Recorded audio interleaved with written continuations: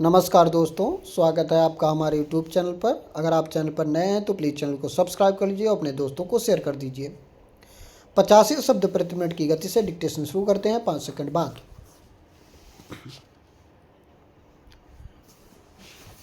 Ready, start. मान्यवर अध्यक्ष महोदय, चुनाव के जंगल में उठी हुई हवाएं अब शांत हो रही हैं। विश्वास मत के समय ठंडी और गर्म हवा चली। मैं आशा कर रहा हूं कि वे भी अब मंद हो रही हैं। आरोप प्रत्यारोप लगाए गए, बहुत कुछ कहा सुना गया।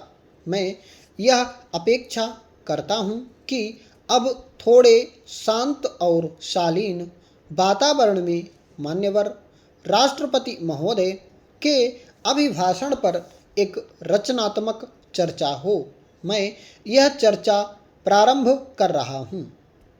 राष्ट्रपति के अभिभाषण में सबसे बड़ा जोर इस बात पर दिया गया है जो आज की आवश्यकता है, बदली हुई राजनीतिक परिस्थितियों की आवश्यकता है कि सहयोग, मेल मिलाप और सहमति के द्वारा देश की समस्याओं का समाधान किया जाएगा।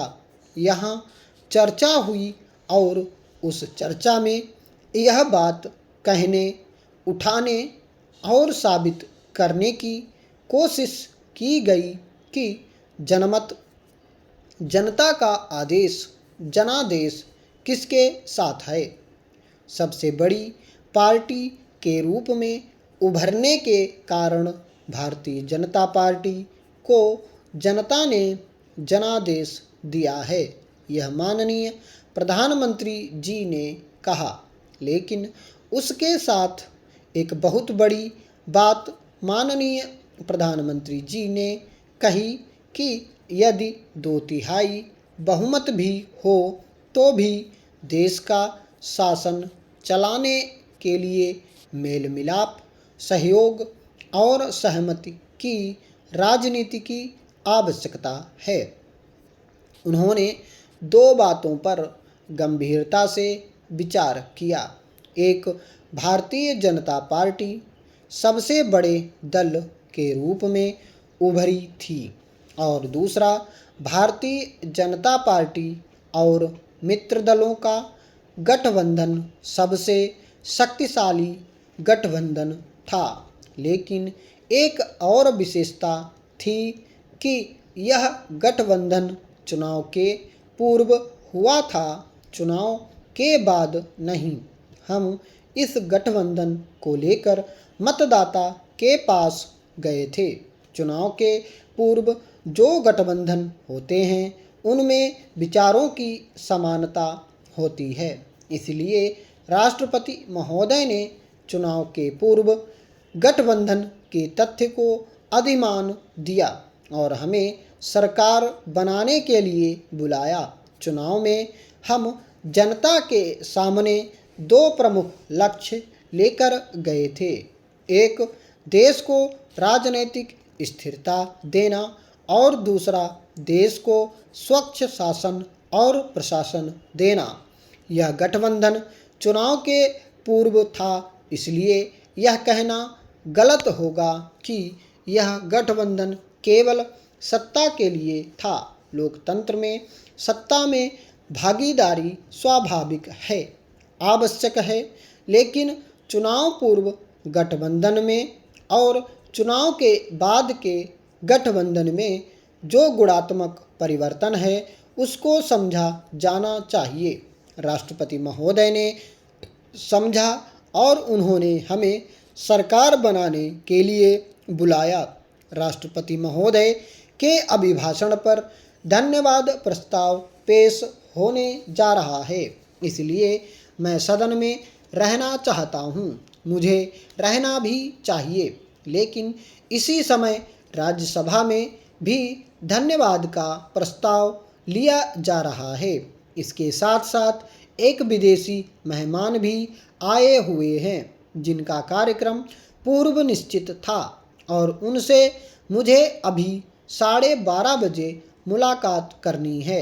अगर चर्चा आरंभ हो रही है तो मैं इस समय यहाँ उपस्थित हूँ, लेकिन अगर राज्यसभा में मेरी मांग होगी तो मुझे राज्यसभा में भी जाना पड़ेगा। मैं सदन से सहयोग की आशा करता हूँ और आपसे अनुमति चाहता हूँ कि मुझे दोनों सदनों में समय बांटकर काम निकालने की इजाज़त दी जाए। सभापति महोदय, मैं अपने वरिष्ठ मित्र श्री बलराम जाखड़ का धन्यवाद देना चाहूँगा, जो इस सदन के अनुभवी सदस्य हैं। उन्होंने तमाम सकारात्मक पहलुओं को उठाया है, तमाम सकारात्मक पहलू उठाए हैं। जब वे सकारात्मक पहलू उठा रहे थे तो सत्ता पक्ष में भी मेजें थपथपाई जा रही थीं। उनके सकारात्मक बिंदुओं का स्वागत हो रहा था। सदन इस परंपरा से अगर चलेगा तो निश्चित ही यह सरकार, जो बहुमत की सरकार है, एक सर्वानुमति की सरकार बन सकती है और देश को सर्वानुमति का संदेश दे सकती है। इसमें एक बहुत अच्छी बात शामिल की गई है।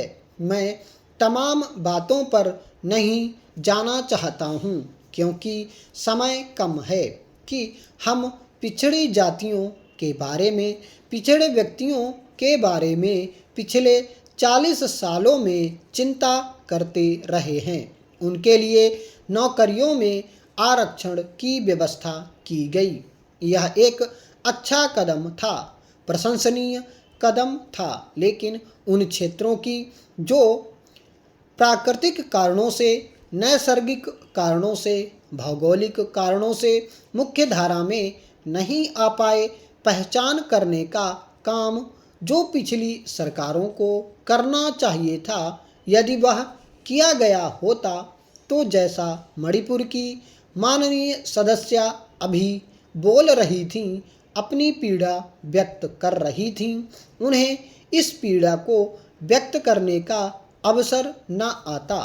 सभापति महोदय, जो अलग प्रांतों की मांग की जा रही है, चाहे वह वनांचल की हो या उत्तरांचल की मांग हो, जिसको देने का वायदा इस सरकार ने किया है, वह मांग जायज़ इसलिए हो जाती है क्योंकि पिछले 40 सालों में उस क्षेत्र का अध्ययन नहीं किया गया। अगर उन क्षेत्रों की ज़रूरतों का अध्ययन करते हुए उन्हें पिछड़ा करार दिया गया होता और तदनुसार उनके विकास के लिए योजनाएं बनाई गई होती तो 40 वर्षों में वे मुख्य धारा में आ गए होते। तब कोई कारण नहीं था कि कोई अलग प्रांत की मांग करता, अलग घर की मांग करता। अलग घर की मांग तभी कोई करता है जब उसके पूरे घर में न्याय नहीं होता, समानता नहीं बरती जाती। मैं निवेदन करना चाहूँगा कि यह समस्या केवल प्रांतों तक सीमित नहीं है, बल्कि यह क्षेत्रों में भी है।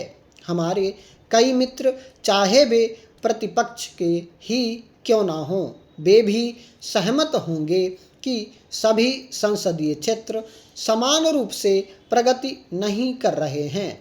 मैं जिस क्षेत्र से चुनकर आया हूँ वह पूरी तरह से गांव का क्षेत्र है।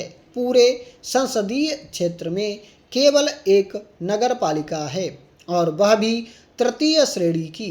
पूरा क्षेत्र गांव का है। ऐसे कितने क्षेत्र होंगे जब यहाँ से प्रत्येक संसदीय क्षेत्र को 1 करोड़ रुपया दिया जाता है, वह विकसित क्षेत्रों को भी दिया जाता है, जो पिछड़े क्षेत्र हैं उनको भी दिया जाता है।